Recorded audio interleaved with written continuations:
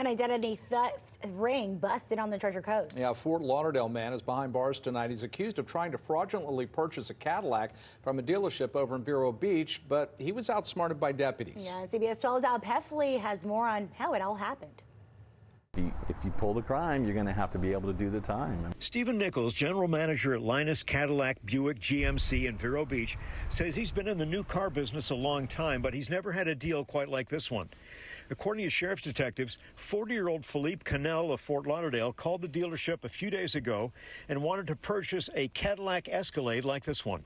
As a customer or potential customer started sending us information that we required, as we started gathering some of that information, the information did not look legitimate. It looked forged. Detectives say Cannell tried to use stolen personal identification information to make the purchase.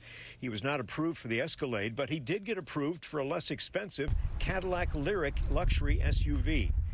Sheriff detectives decided in order to make the arrest, they would fool him by posing as employees of Linus Cadillac Buick GMC, wearing the dealership shirts, and they went along when the SUV was delivered to the hotel on a flatbed truck.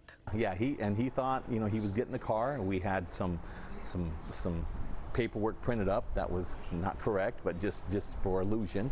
Nichols also coached the detectives on what to say to Cannell.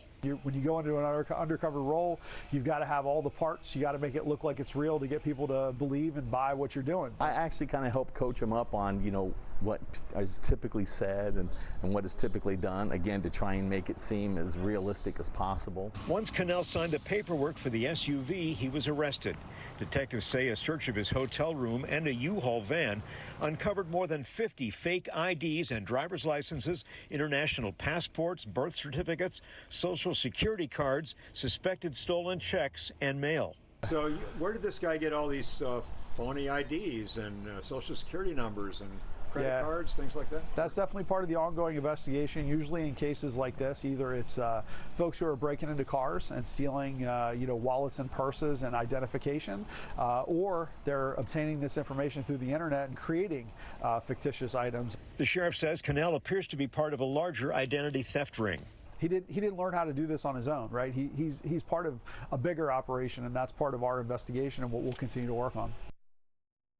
That was our Al Peffley reporting. The sheriff also says that as they continue to investigate this case, more arrests and more charges could be possible.